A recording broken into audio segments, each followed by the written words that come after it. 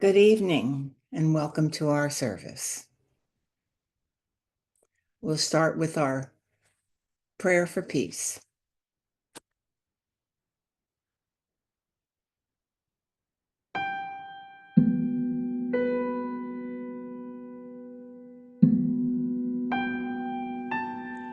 Divine Creator, we ask that the light of highest awareness fill the minds and hearts of those who are open to your light.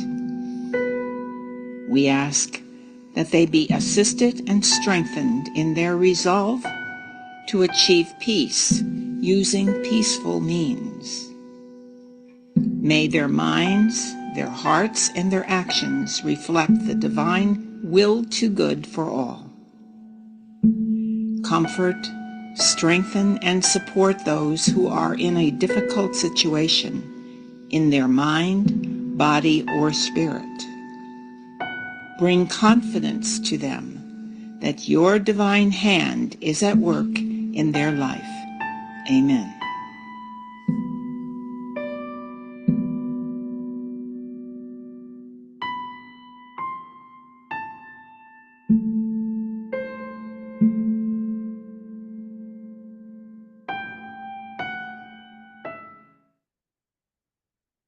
Well, good evening and welcome to the Community Chapel of Holistic Healing. My name is Reverend Mary Huber. I'm the pastor of the Community Chapel, and we have for you a very important topic this evening. But I'd like to tell you a little bit about CCWH. We were started in 1977 by Reverend Michelle Luson, a mystic and channel for multidimensional consciousness. She was asked to begin this organization by Swami Sivananda, who appeared to her in a vision. We have been active since then to raise the consciousness of individuals and the world in general through those individuals. We are here to help those in need of spiritual guidance in a holistic way. We will begin with our affirmations of faith, hope, and charity. I believe in the spiritual existence of myself as a perfect image of the divine creator. In this reflection that is my physical embodiment, I have faith in the supreme guidance of my soul for my balance, my needs, and my opportunities. Outside of myself, there are also perfect images, and nothing can delude my thinking otherwise. And the hope affirmation, acknowledging my faith in the omnipresence of my divinity. I hope for realization, awareness, and acknowledgement of the existence of the great I am within myself. The charity affirmation. In understanding faith, in knowing hope, I pledge my actions, my desires, and my thoughts to the performances of myself on the physical planes of the earth, to honor, to love, and to enlighten all that is a reflection of the divine outside myself, so that my perfection is imaged back to my Creator. So help me God. This evening topic is a bit broad, and we have somebody presenting it who is our Reverend Gloria Klauser, who was the pastor prior to my time here for quite a few years. She has a great a body of knowledge on the topic she's about to address to you this evening. And I think that all of us could gain a lot by being aware of what her message is and certainly engaging with her information. So I'm going to let Gloria take this over, and Reverend Gloria Kauser, welcome.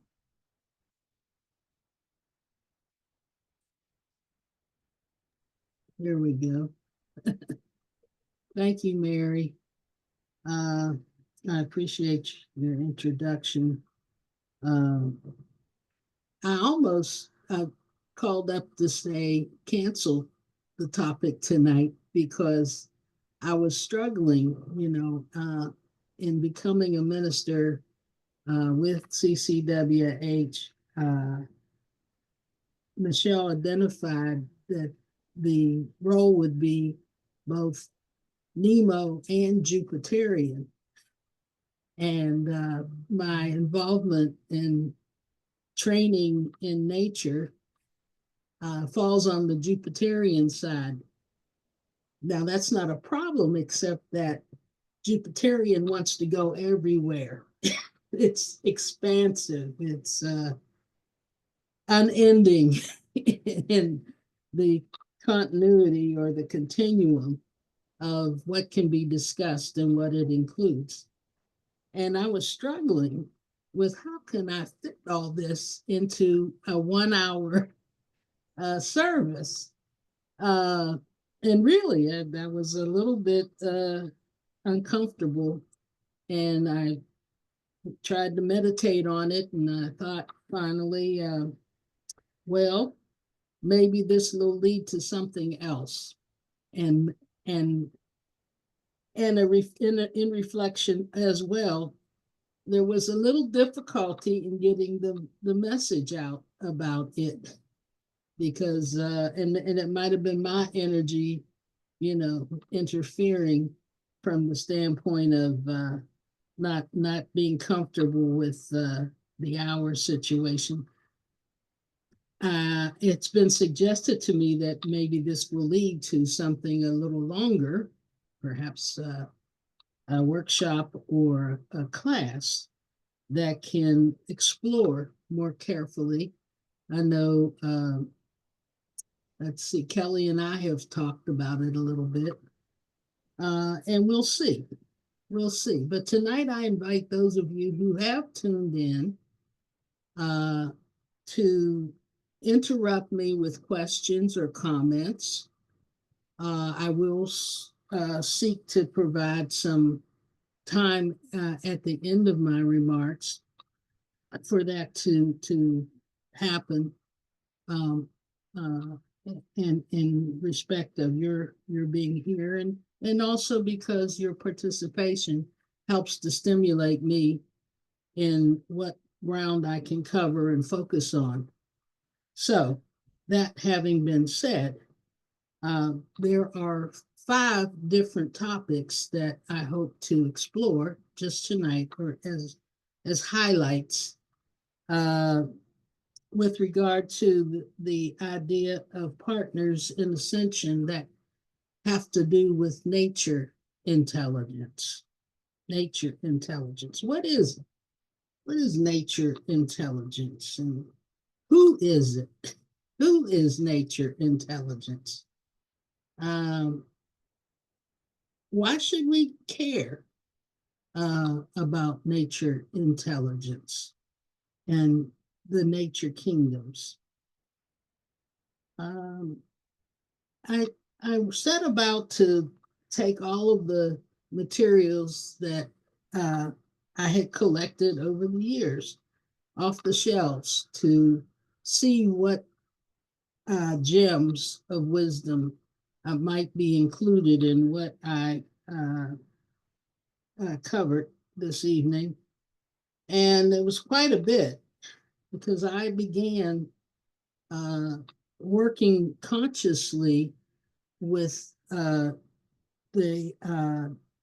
nature kingdoms as entities, nature spirits, devas, elementals, etc. Back in the 70s, when I encountered the opportunity to go visit a place called Findhorn. Now, at that time, I was serving in the government. I was the HUD Secretary's representative for exploring new communities and the idea of innovation in new communities. And that brought me into downtown development and rural community development, etc. But I thought to myself, having been taking classes with Michelle, well, what else is there? I mean, I'm metaphysical. What else is there to learn? and especially how can I combine it with the idea of the work that I do as an urban planner.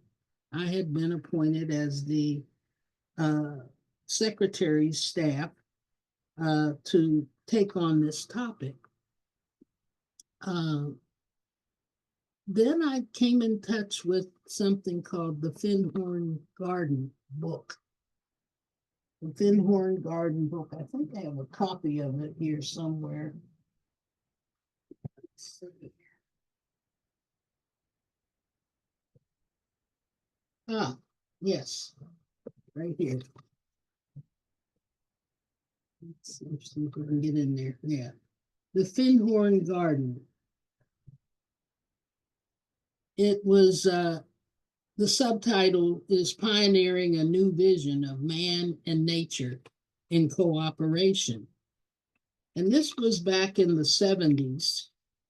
I think it was 1978 that I decided to sign up for an experience by actually traveling to Scotland and being immersed in the Findhorn community so that I would learn what is it that they meant. After reading the Findhorn Garden, I learned about 3-foot tall broccoli plants and 40-pound cabbages that they were yielding from land that had been declared as unsuitable for agriculture.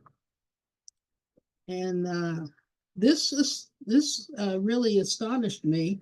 And I said, well, of all the different types of scenarios that I was researching thus far, this was so unlike it. I had to find out what was going on. And ever since then, I have never been the same in my understanding about nature and about the role that nature plays in community development. And I suggest any of you who really want to get the introduction to pick up the Findhorn Garden. Findhorn today is a community at the tip of Scotland, close to the Arctic Circle. It's very cold in their seasons. And it is, well, it's unique.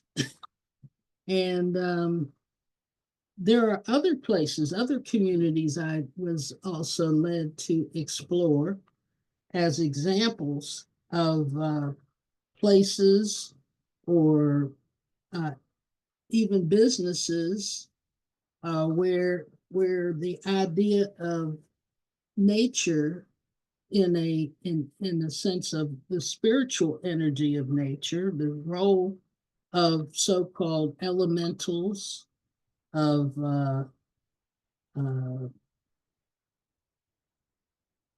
characters such as Pan,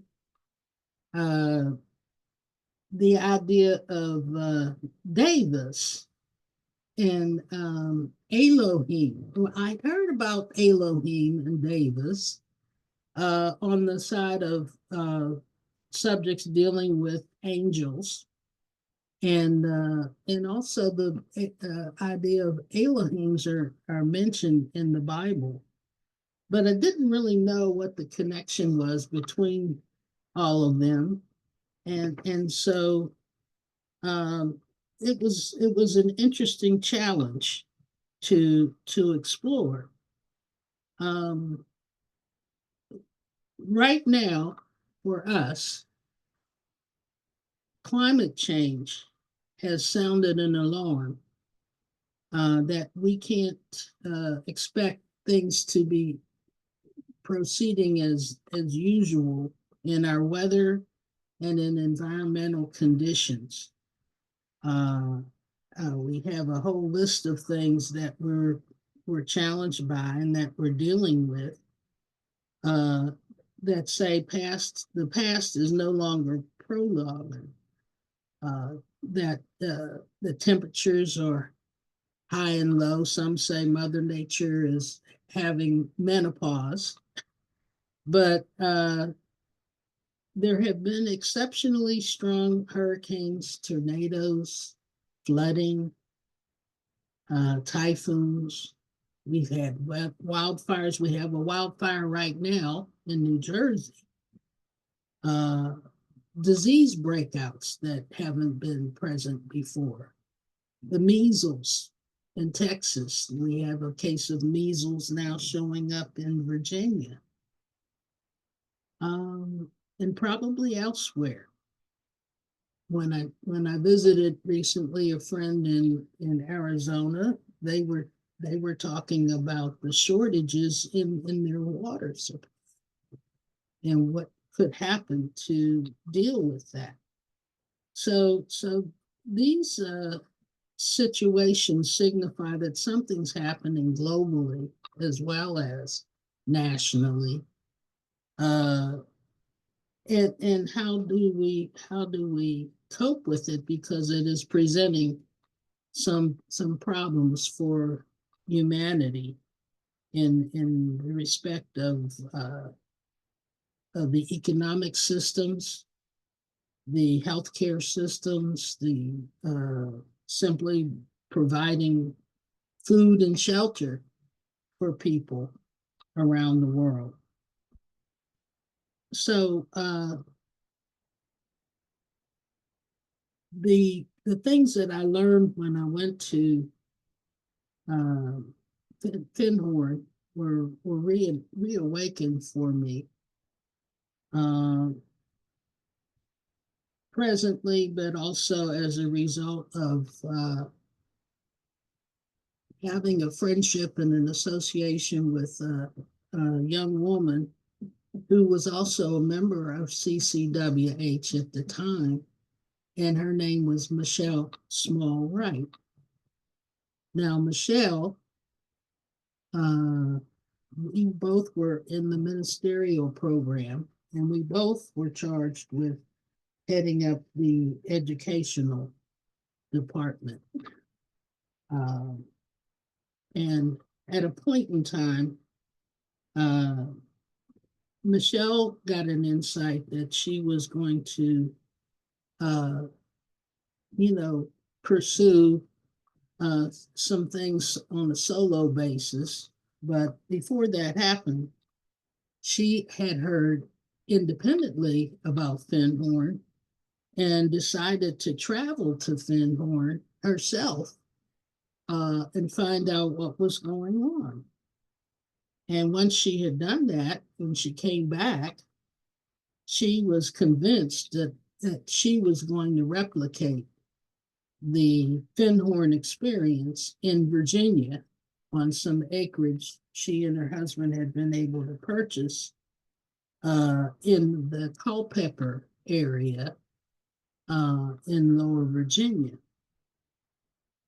And that story hasn't ended at this point, because so much has transpired as a result of her making that decision and declaring her commitment to work in this arena of understanding nature and nature intelligence and making a contribution to what is known, and how the rest of humanity can help heal what has been a chasm, a separation, an amount of conflict between humanity and the nature kingdoms, the nature intelligence, for a long time now.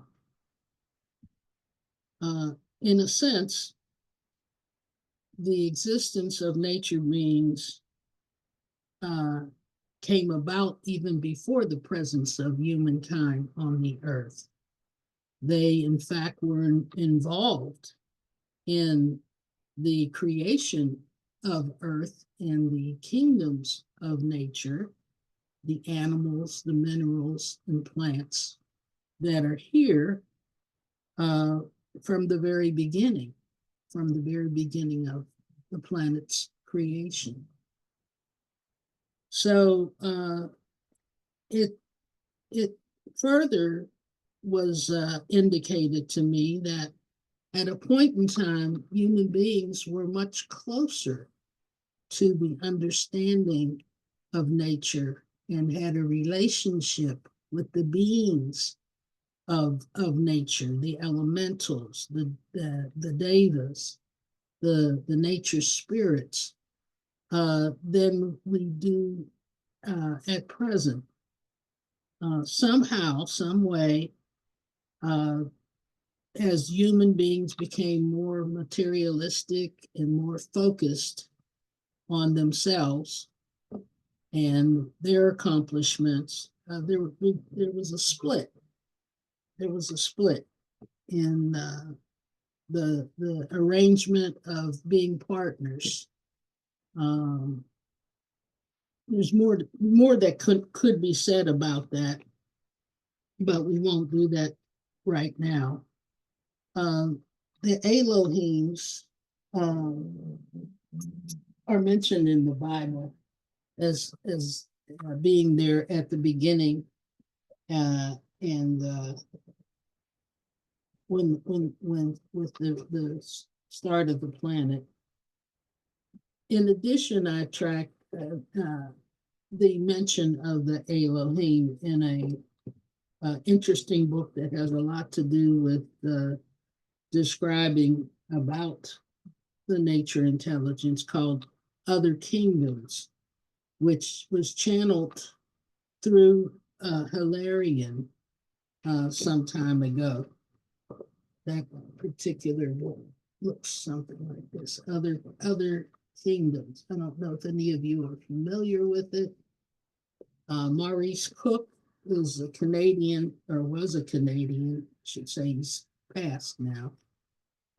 And he and his wife worked as a team to channel information from Hilarion, an ascended master, that talked about many subjects scientifically, but nature in particular, through this particular book called Other Kingdoms. And in it, he describes towards the end, having received the message from the Elohim, which says that they have watched us move through eons of time, and they have loved us from the beginning, and will love us towards the end, when they anticipate that we will merge back into the source from which we both came.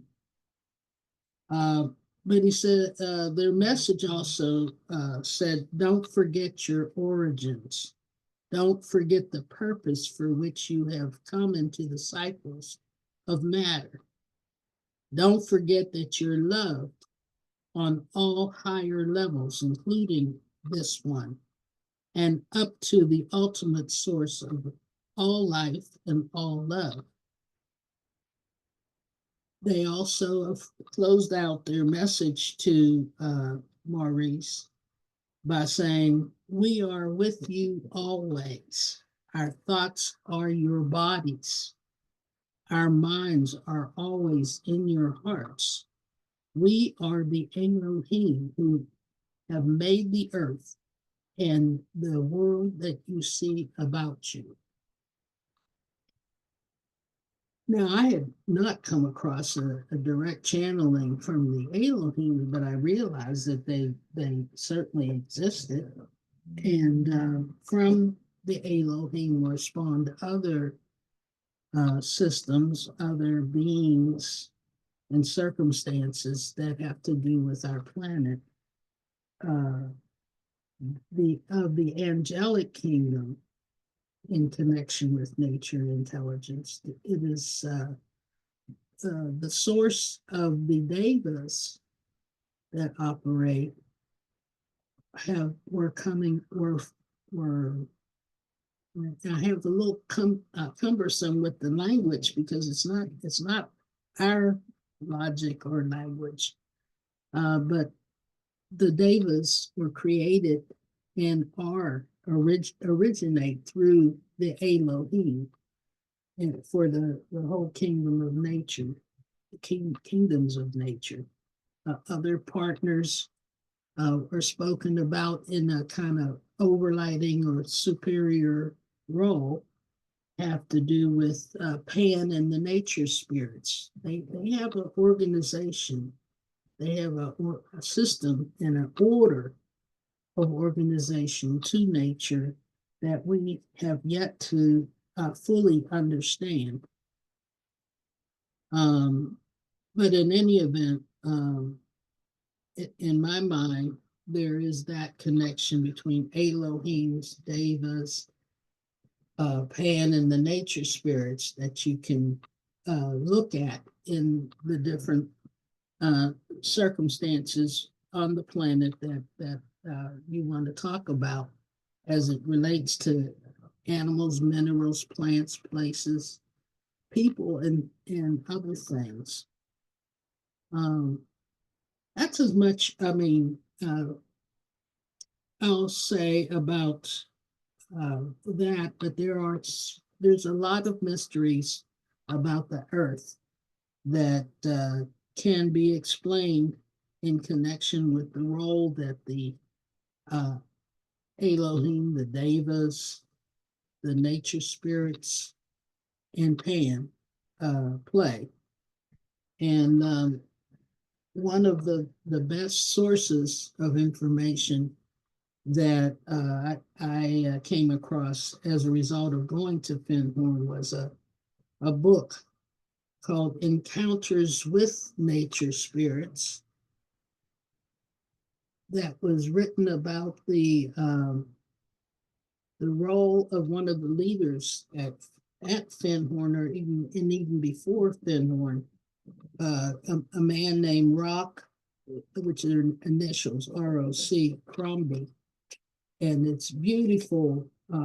He was a clairvoyant, a British clairvoyant who lived at Fenhorn for a while and could see the elementals of nature, who also had visits from Pan, and could also see Devas, and they're described in that book, along with others, not just from across the water, but right here, I came across the Lily Hill Farm.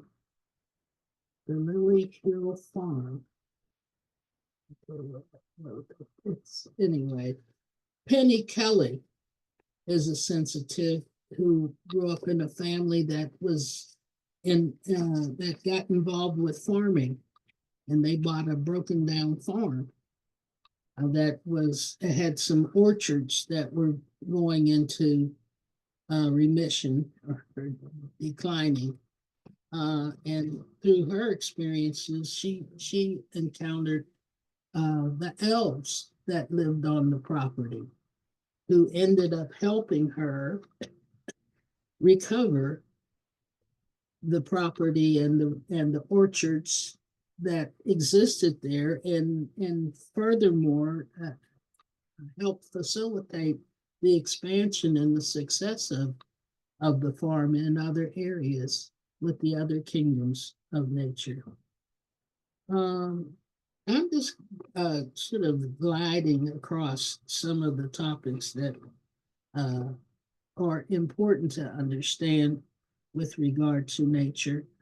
I had the opportunity of continuing to work with Michelle Small-Wright in the setup of Paralandra, which was the research center that she and Clarence, her husband, were able to put together, and for at which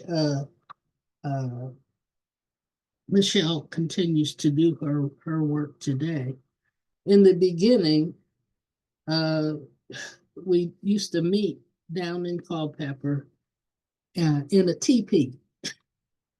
And at that point, Michelle had began to open up to channeling a little bit and receiving a being by the name of Laporus, who started describing concepts to her that she was that prepared her for the role that she was to play in transforming that acreage into the Nature Research Center. Subsequently today, Paralandra is an international business. It's an international center for research and development involving the nature spirits and that aspect of life, nature intelligence.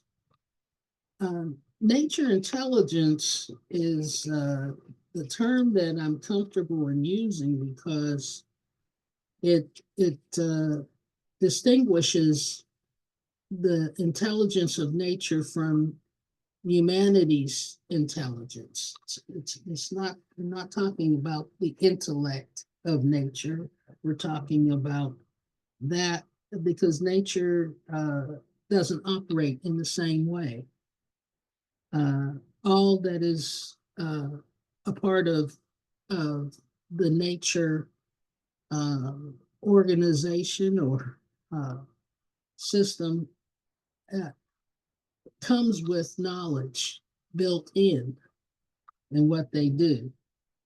The Devas are the designers, and their designs are given to the nature spirits as the builders out of the designs in the formation and growth of the plants, the animals, and the minerals.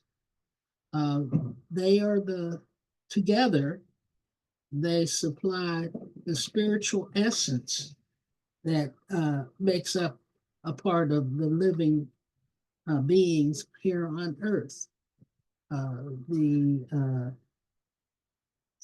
Well, in any event, that we could go on and down that rabbit hole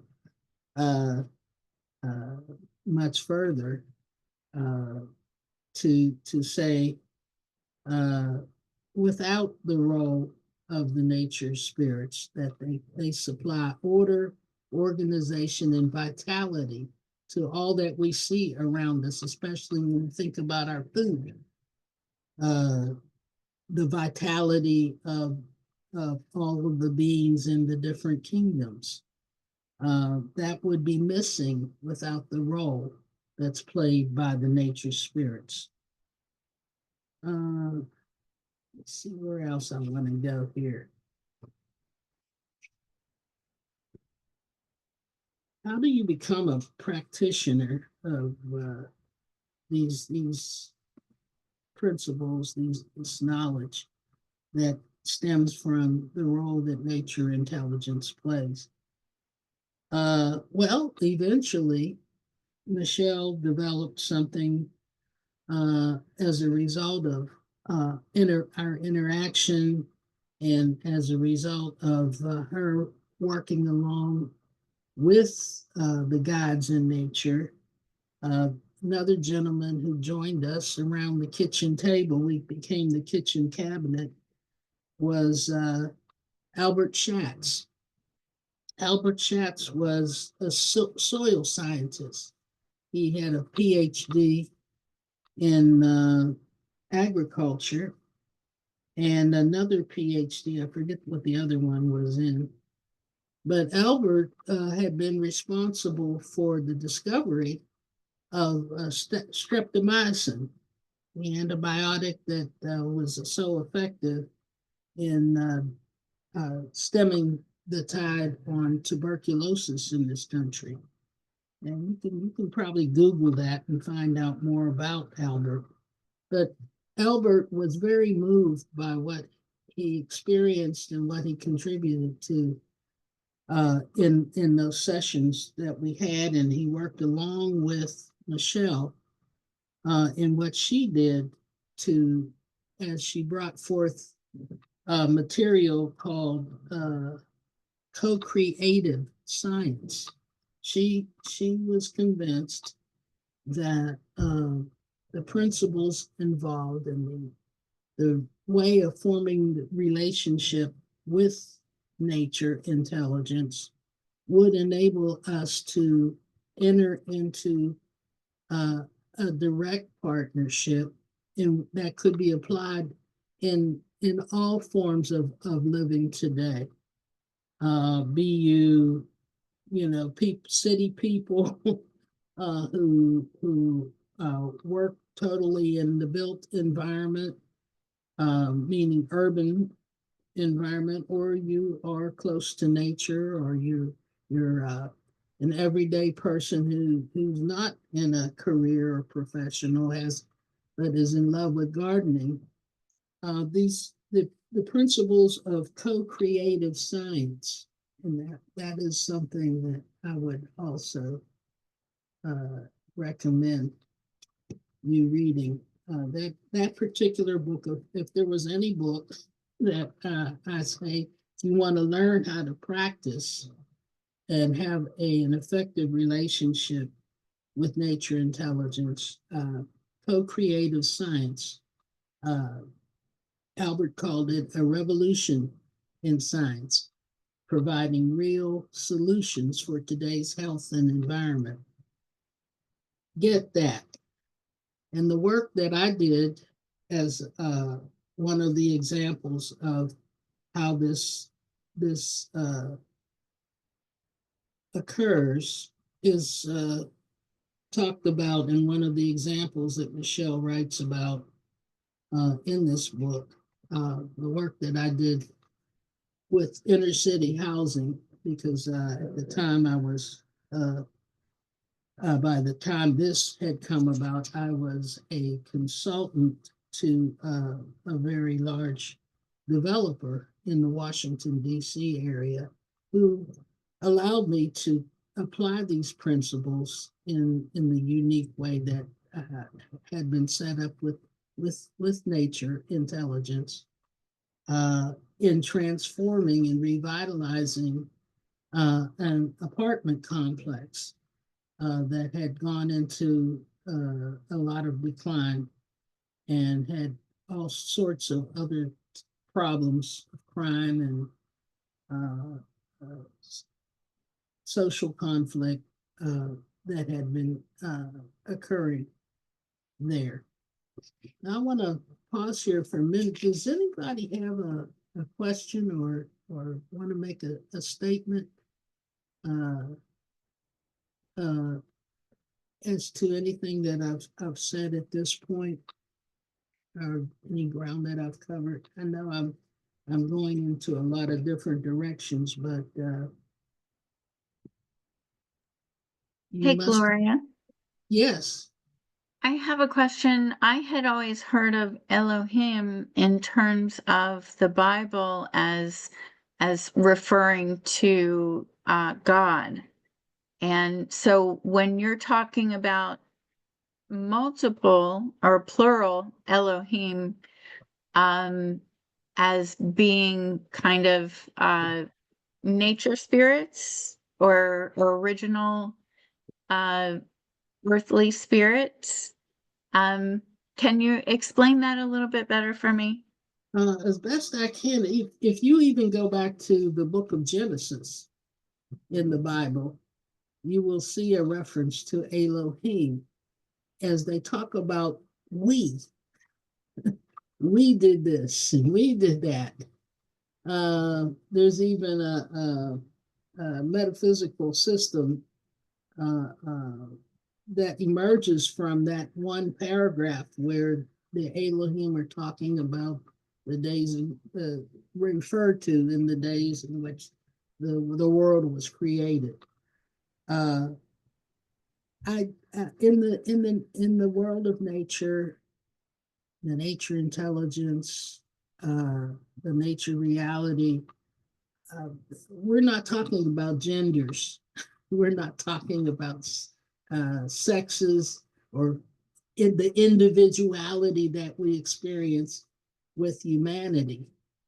There's a lot of overlap and it doesn't inhibit the specific roles or the characterization of the different functions that nature performs. But it's been established, the terms like Elohim, like Deva, etc., as a way of being able to communicate with us. It's our words as opposed from whatever time frame it pertains to, rather than the words. Nature intelligence doesn't have any need for words. Their communication just flows from the intelligence. We are the ones with the intellect in all of the different languages that exist. So the way that I would say we have succeeded in being able to communicate and connect with nature intelligence has been through attunement, almost telepathic, or through the supra sensitivity.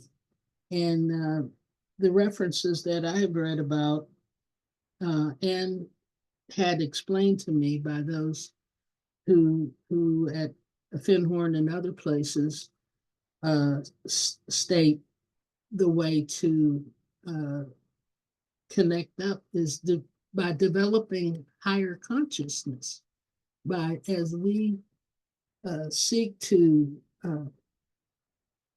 increase our frequencies and our vibrations, then there is a way of communicating. There is an agreement about certain terms or languages. And from Michelle's early work, she established that kinesiology was a way of communicating with nature intelligence, that we could muscle test. There are illustrations in her materials where she talks about using your hands, or using,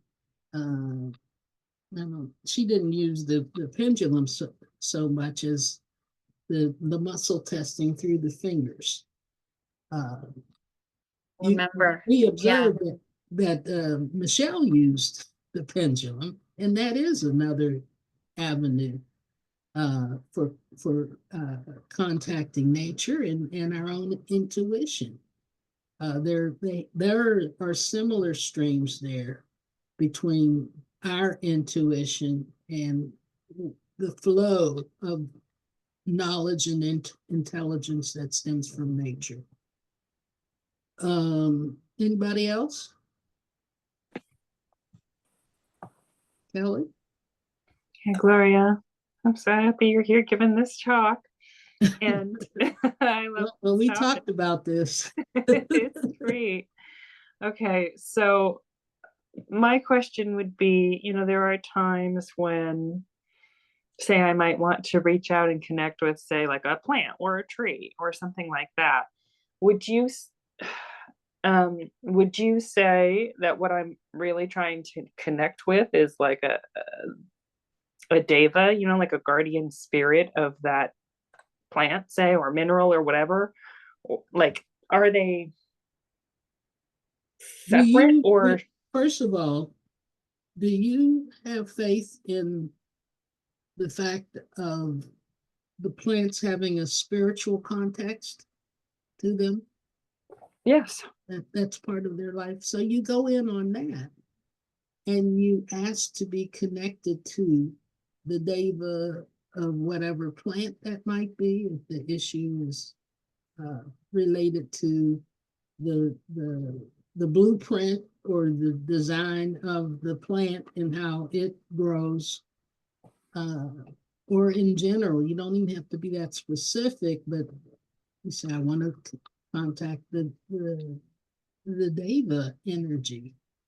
And you can ask your questions and get yes, no answers if you're there, or if you hear clairaudiently, or you see through your other supra sensitivity, that answers can come. there is, you're not talking to the plant per se, you're talking to the agents, nature intelligence agents that brought about the existence of the plant. The plant is a form of life. And it is living, just as we, like our bodies are forms for our spirit to inhabit the earth, our souls to inhabit the earth. But when the bodies are done, that doesn't mean our souls are ended. They go on, life goes on. And so it is that there may be other actors in helping us move along our evolution that are different than the ones that were there in the beginning. I don't know if that helps to answer, shed some light. The struggle that I have is that you learn best by doing. Adults learn by doing, and there are exercises, there are projects that you can be part of that teach you through experience how this works. But I can't do that in an hour. Yeah, of course. No, I think that's a very interesting answer. But we all experience nature in many ways, multiple ways. It's that how do we enhance our relationship to where it heals the split that occurred, where there are a lot of people walking around that don't would have a very hard time believing in nature spirits. Oh yeah. Much less in angels, or even God. And so bridging that, overcoming that, or reconnecting what was broken. Michelle talked about it as being humanity having disconnected from its higher faculties through the neglect and the disuse of them, as well as their concentration on self and the drive to have control and be in authority over others, and to all of the things that result in there being what shall I say? Man's inhumanity demand. That we disregarded the need and the importance and the necessity of honoring and having reverence for life, and for practicing from the level of spirit, to be joyful, to be thankful, to be all of those higher frequencies we stopped working with. Anybody else? Okay. Well, I don't actually listen to the plant, but I go around praising them. So you've done very well. You're looking so beautiful today, and it's wonderful, so I hope that encourages them. Oh, absolutely. It's that's part of the earth, to plant life, and it's a more elevation in the evolution of the kingdoms than the mineral kingdoms, let's say.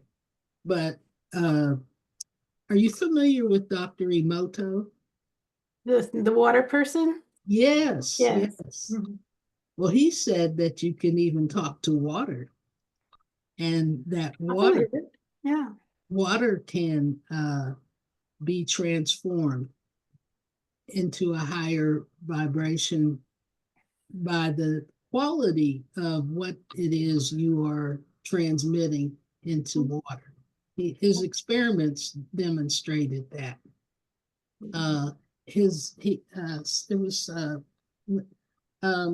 There's a book called The Secret Life of Plants by was it Peter Tompkins and Christopher Bird, two ex-CIA guys.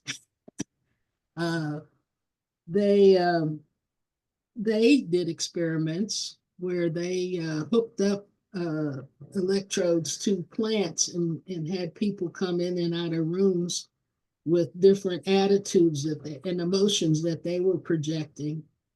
And they demonstrated that the plants remembered based upon the attitudes that these guys inflicted on the plants. And there's just some very, very interesting things that can be shown. The same thing with the subsequent book that they wrote called Secrets of Soil. Secrets of Soil. This is an extraordinary book because well, let me see if I can bring it closer to me. Put it in front of your face. Here we go. And Secrets of Soil. On I'm trying to see on page what, because they interviewed Michelle. They spent some time with Michelle Wright, and she is on page 302. She's discussed in their book, and the garden, her garden is also depicted. Paralandra. And they talk about the information that she's bringing in. Now, we visited Paralandra as CCWH at one point when it was still open for visitation because Michelle was doing workshops down there. And, it was extraordinary to go and visit. I don't know did you ever go? No, I wasn't on that trip. Okay. Well, we went there and you could feel the quality of the energy that was very different. Cool. And it still exists now, but they don't allow people to visit because of both the type of activities that they have to be careful about. They're making homeopathic remedies and sending them out, and that has to be sort of protected. Right, they need good energy for that, right? Exactly, and that they didn't need to be picking up after people who visited and were, leaving litter or doing whatever, or doing what they shouldn't be doing in the different sections of the place. So, but that's we learned a lot. There's what do they call it? They have a tour of Paralandra that you can actually see on the website. Well, that's good. Yeah, Paralandra LLC has a website, and it shows you the tour that you might have been able to see had you visited there yourself. It's very interesting. Anybody else? Rob, do you have any comments or questions? Actually, I've got a million of them. I have met this woman, Betsy Sorrell, who's been involved in different kinds of gardening, etc., for 25 years, and recently set up a 3,000 square foot warehouse and taught the people who built it how to actually operate the entire thing, and then suddenly became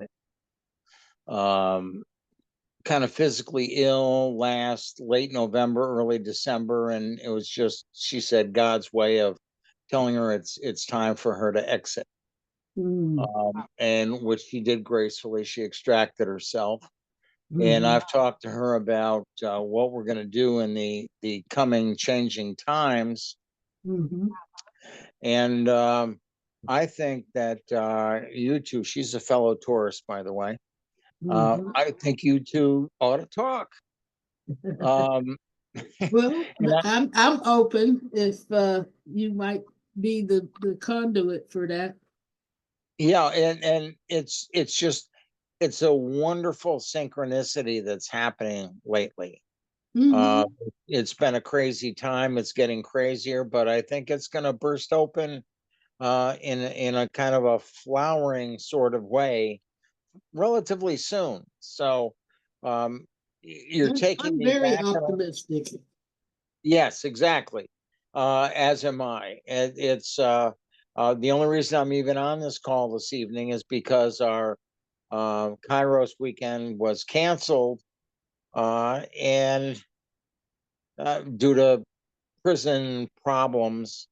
But the prison problems were just extraordinary. They weren't usual. So there's so much tumultuousness going on right now.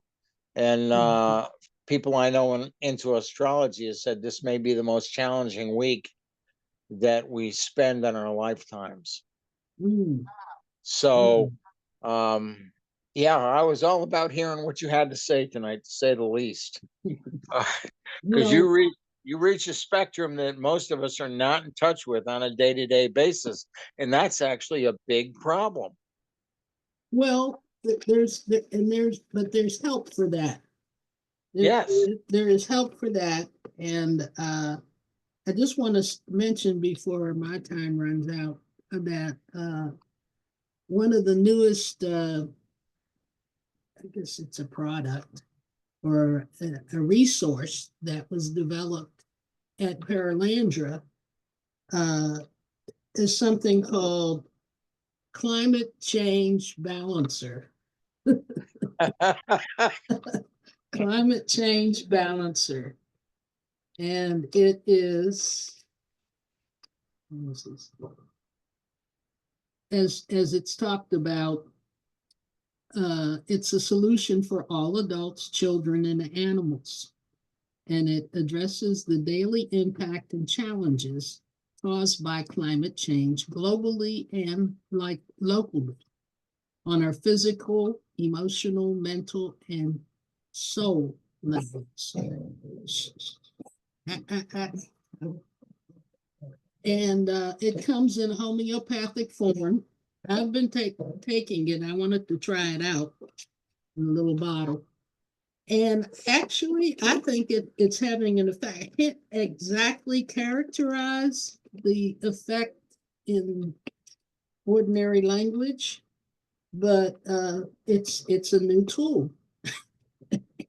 And other ways in which they promote helping to contribute to balancing the situation on the planet is that they have a technique that they invite everybody to who is inclined to participate in, called the EOP biodiversity process.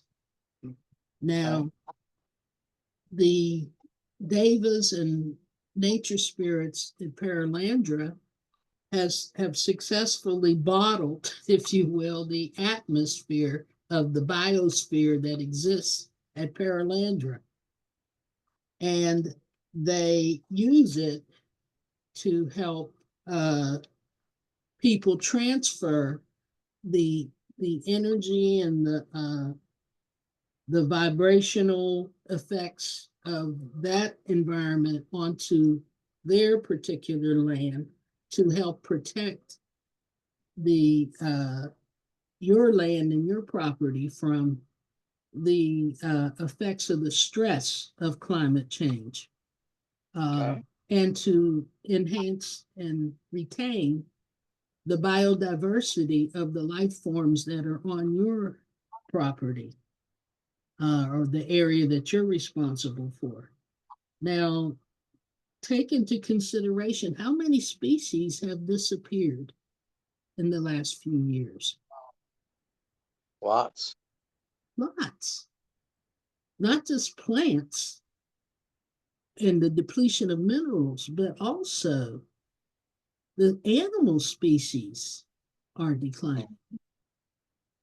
And unless we enlist another factor besides human intelligence to address this, this need for a change, there'll be more to come. There'll be more to be lost. Our scientists produce the chemicals that poison the earth. Our scientists, not talking about the ones that do good things, but the other ones, help produce radioactive waste that we don't know how to get rid of. So there's a need. There's a tremendous need for there to be a bridging and a reorientation of what the relationships get to be between human beings and nature, a reconciliation of what happened when we fell from grace, we fell from awareness. I think that I'm probably have used, do I have any more time left, Mary or Brenda? Well, how much more do you need? No, it's not whether I need what I said. I could go on and on, so I don't want to abuse that.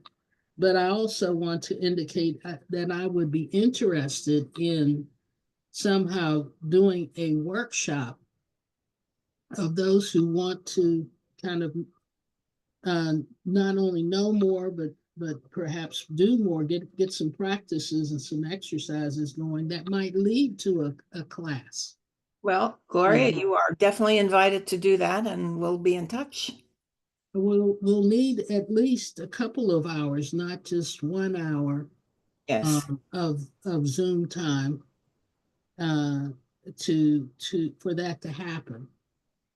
Yeah, a series would be good, Gloria, really.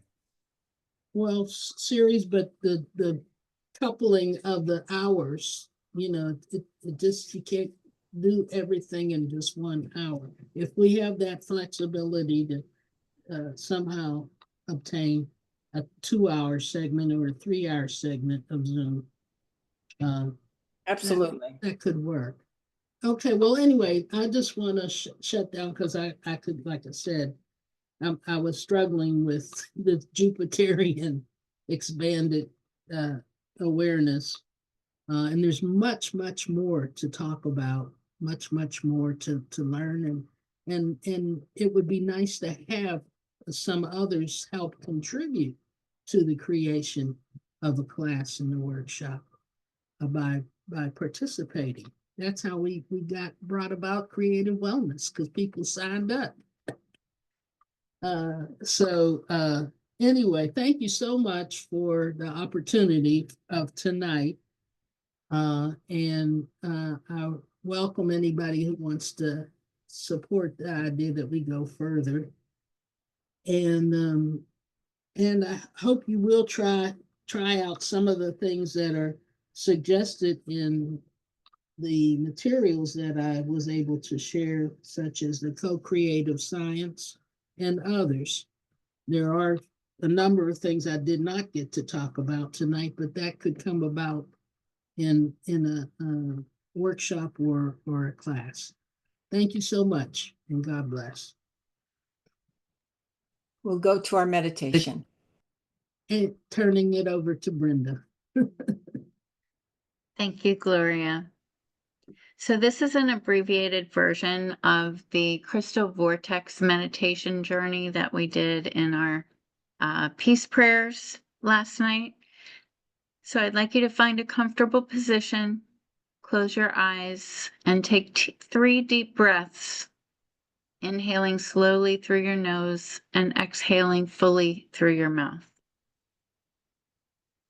Breathe out any toxins, stagnation,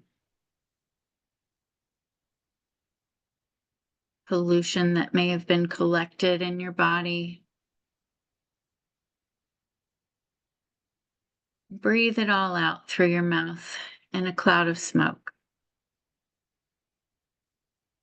Feel your body becoming heavier with each exhale as you sink gently into the surface beneath you.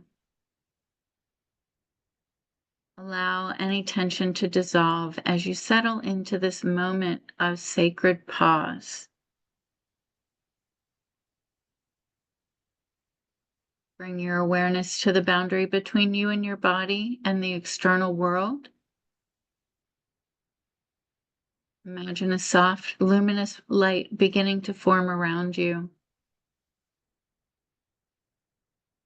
Just at the boundary, creating a protective sphere of energy that holds this meditation space as safe and sacred. Within this sacred space, begin to visualize tiny seeds of crystalline light appearing all around you. These seeds shimmer with potential, each one containing the perfect geometric patterns of healing crystals. See the crystal seeds hovering in the air, suspended in perfect formation. They begin to pulse with light, each one resonating at its own unique frequency.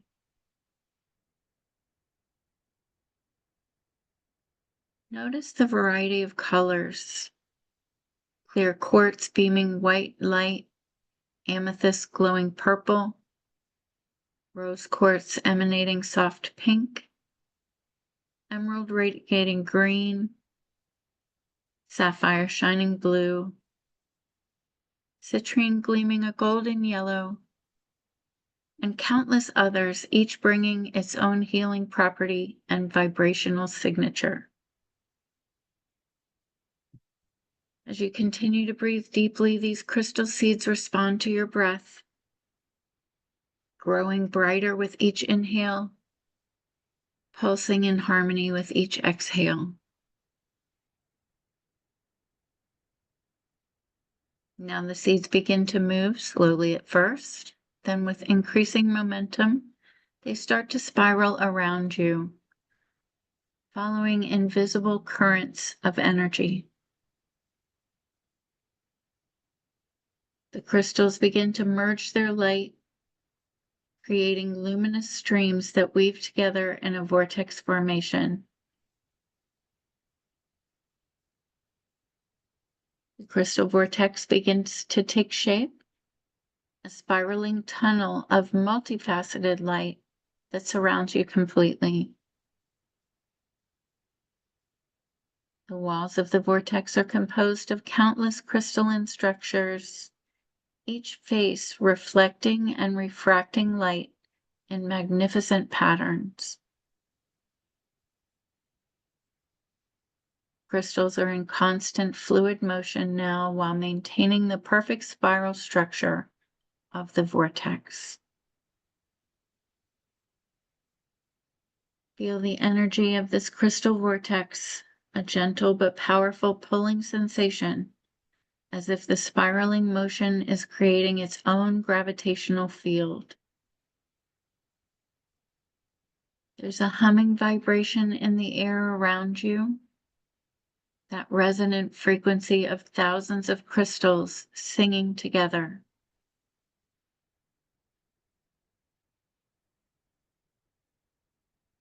Now take a deep breath and set your intention to enter fully into the crystal vortex.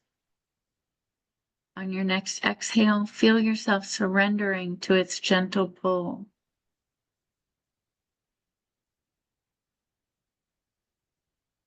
The boundary between you and the vortex begins to dissolve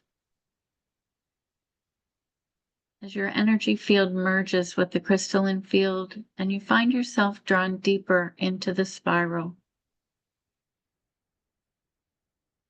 You may move inward. The crystal walls seem to respond to your presence, lighting up more brightly as you pass, revealing deeper colors and more complex geometric patterns. You are now fully inside the crystal vortex, suspended in the center, held safely in its swirling embrace. The outside world has fallen away completely. You exist now in the sacred crystalline dimension, cradled in living light.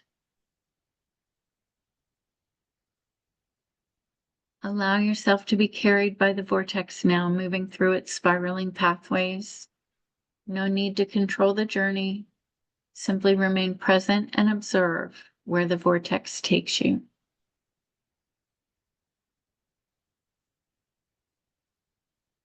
Notice what appears in your awareness. You might see symbolic images, receive messages, or experience sensations and energies. Whatever arises is perfect for you in this moment.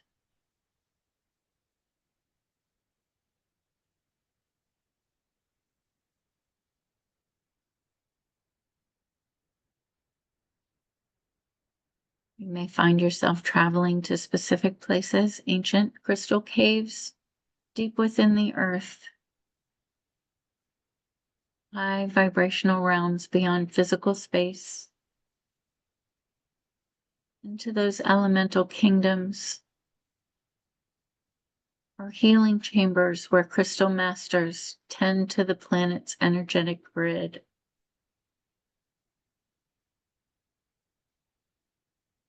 Trust this journey. The vortex responds to your deepest intentions and highest good, bringing you exactly where you need to go.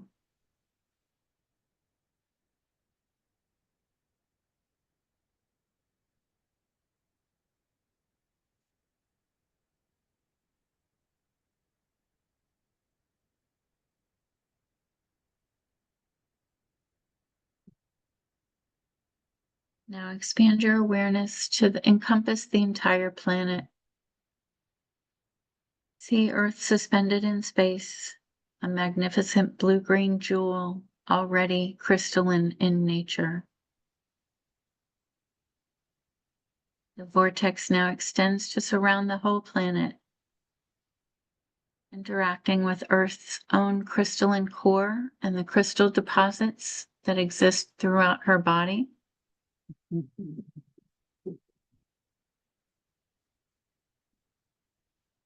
Visualize the Earth's crystal grid, those places where large crystal formations anchor light and distribute healing energies across the planet. As they light up and activate more fully, see the crystal energies flowing into areas of environmental damage or imbalance, purifying the polluted waters, revitalizing depleted soils, and harmonizing disrupted weather patterns, healing fractured ecosystems. Feel how the crystal vortex helps restore Earth's natural balance, her ability to self-regulate, self-heal, and support the vast diversity of life that she nurtures.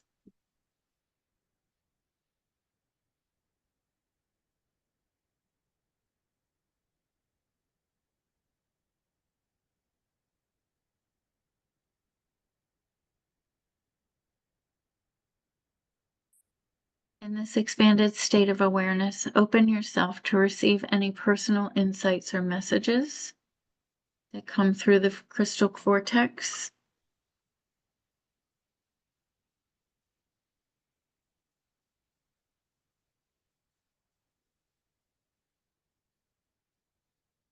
Is there a particular crystal that speaks to you? Listen deeply for the wisdom of the crystal realm and its frequencies, images, sensations, and direct knowing.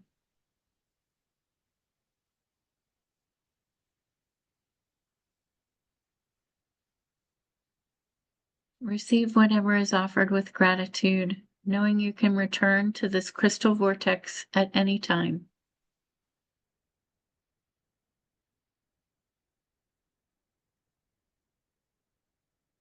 We thank the nature kingdoms,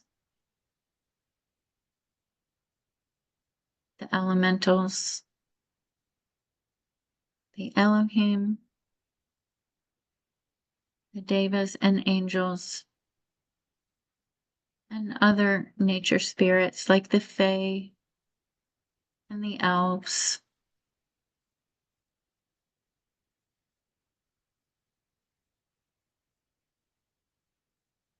We thank them for their support of nature and their communications with us.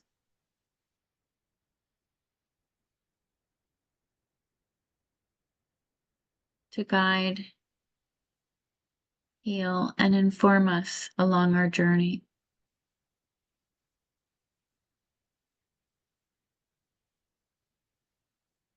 Now begin to return to where you are seated, to our third dimensional ordinary awareness, knowing that you'll carry the essence of this crystal journey with you, and that you can commune with the elementals and nature spirits at any time.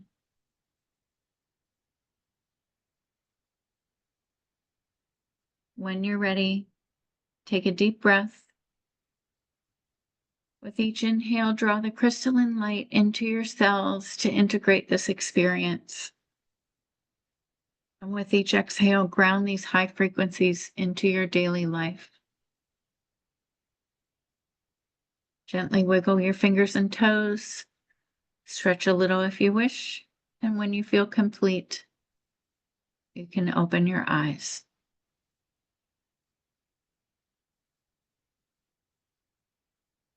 Welcome back.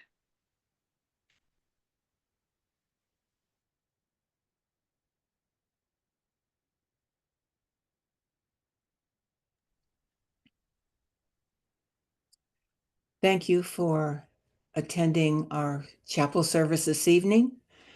We hope that you will visit our website at ccwh.com, where you might find our PayPal donation button. And I do hope that you will offer a little bit to us so that we can continue being present and helping others. And please be aware that there will be workshops and classes to see on the website. In anticipation of your generosity, I'd like to offer the prayer. Father, Mother God, you are the giver of every good and perfect gift. Give us grateful hearts that we may share freely with others all you have given us. Amen. And now we will end with our traditional circle that we always created when we met together in present. Let there be peace on earth, and you might recognize the tune and sing along with your I guess we can't do that together as a group, but in your present, in where you are, you can sing with us. And these are our words.